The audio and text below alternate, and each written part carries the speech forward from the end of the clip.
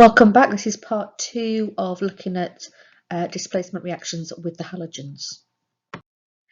Okay, so that was displacement reactions in metals. We've done that before, but we're looking at the halogens. Now the halogens are non-metal, so you'll notice this time we're not looking at the beginning word, the first word, that's the metal. In this example I'm using potassium.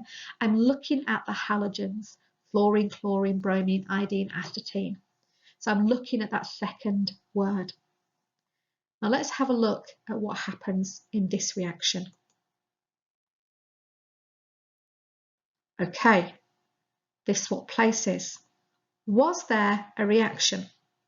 Well, yes. Now you'll notice there's something wrong if I read this out. Potassium chlorine, does that sound right? No, it's part of a compound now. So we're going to change that to chloride, potassium chloride, plus iodide, no, plus iodine, because it's all on its own again. So we've got a reaction here. Which one was the more reactive, the chlorine or the iodine? Well, remember what we said. If there was a reaction, the more reactive one was on its own in the beginning. So chlorine is the more reactive halogen in this example. If there'd been no reaction, then it would have been the iodine. So let's look at a couple of examples. Okay, so I've got my two golden rules there. If there's a reaction, the more reactive one was on its own. And if there's no reaction, the less reactive one was on its own. So let's have a look. Is there going to be a reaction between sodium chloride and fluorine? Ah, yes, there is. Okay, so there was a reaction. So which one was the more reactive? Well, you should be saying fluorine, and you'd be correct. Now, what's wrong with my formula? Okay, it should be sodium fluoride and chlorine, and I can finish off my equation. Okay, so you might be given the beginning of reaction and be asked to write what happens at the end, or you might be given the entire reaction and be asked which one was the more reactive. It is a little bit complex, it's easy to get confused, it's well worth spending some time on this. If I wanted to put this in some kind of order of reactivity, here's fluorine, it's more reactive than chlorine. I can draw my arrow there. Hopefully that makes sense. What about this one here? I've got lithium chloride and I've got bromine. Okay, again, the two halogens, the chlorine and the bromine. I've changed the metal, I didn't have to, but I just want to kind of make sure you understand I can use any metal there. That's just the compound bit. We're looking at the halogens. Okay, so here we go. We've got lithium chloride plus bromine. Is there going to be a reaction? No. Okay, no reaction. So which was the more reactive? Well, if there's no reaction, the less reactive element was on its own. So bromine is the less reactive, which means chlorine is the more reactive. So I could add bromine there to my reactivity series.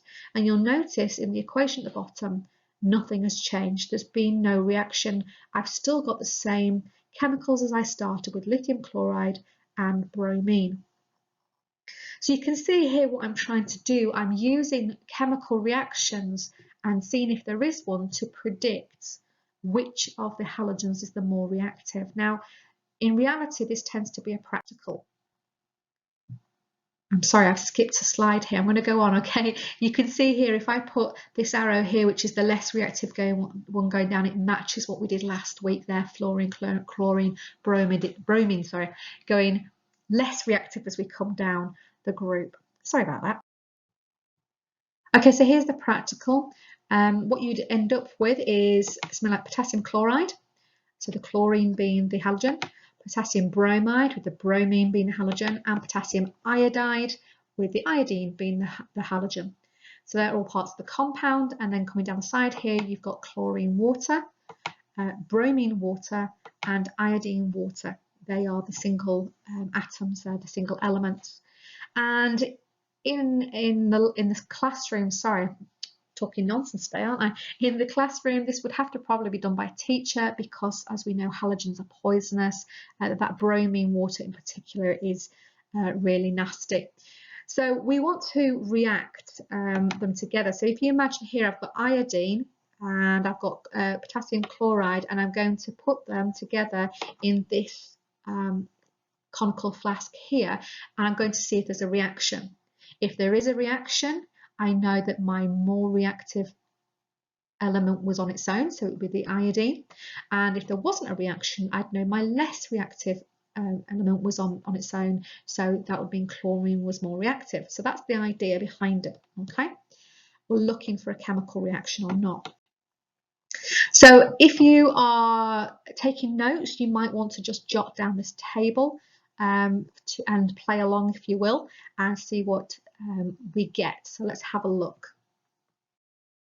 So in the first example then, iodine water is put into each of the compounds, so potassium chloride, potassium bromide and potassium iodide. Now the thing to recognise here is, even though iodine is normally the purpley grey colour, as the water it is this browny colour. You can see here I've taken a snapshot there of the liquid. That is not a brown bottle, that is the iodine that has stained the clear bottle, so it starts off as this brown, and therefore when you look at each of these, you can see here, forgive my really bad drawings here, they haven't actually made a difference. They've been added to a clear liquid and they are the same browny orange colour as they started with. So I can add that detail into my table. I've got no reaction, no colour change there at all. Okay, looking at my bromine water. Now bromine water is nasty, nasty stuff.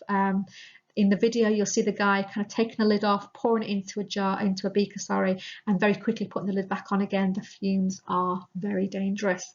So if you look at the diagrams, you can see here the natural colour of bromine water is this pale orange colour, and it remains pale orange here and here, but in this one here, it's gone darker. So there's been a chemical reaction with the potassium iodide. So we can put up our table here. Nothing with potassium chloride, nothing with the potassium bromide, but I do have a reaction with the potassium iodide. Okay, so finally then, I've got the chlorine water. Now, it should make sense to you guys. If I've got potassium chloride and chlorine water, I've got chlorine and chlorine. They're the same. I'm not going to get a chemical reaction, am I?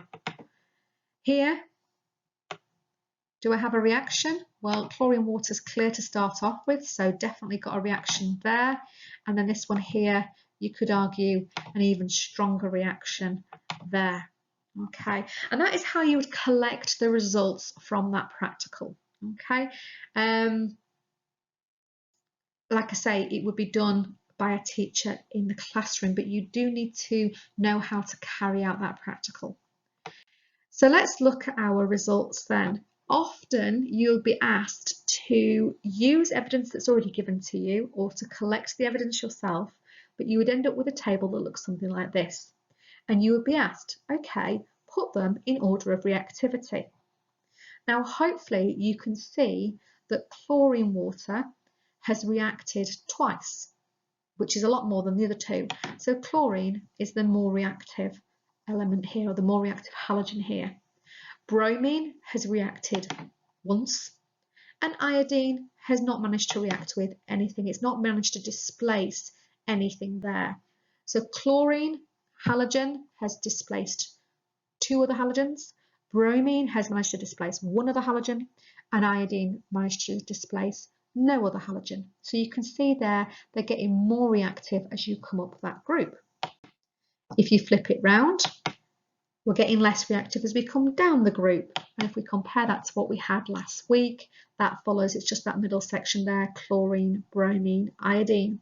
And of course, if you've revised this and you know that you get less reactive as you go down, go down the group, and you've got a periodic table, you already know what you're expecting to see.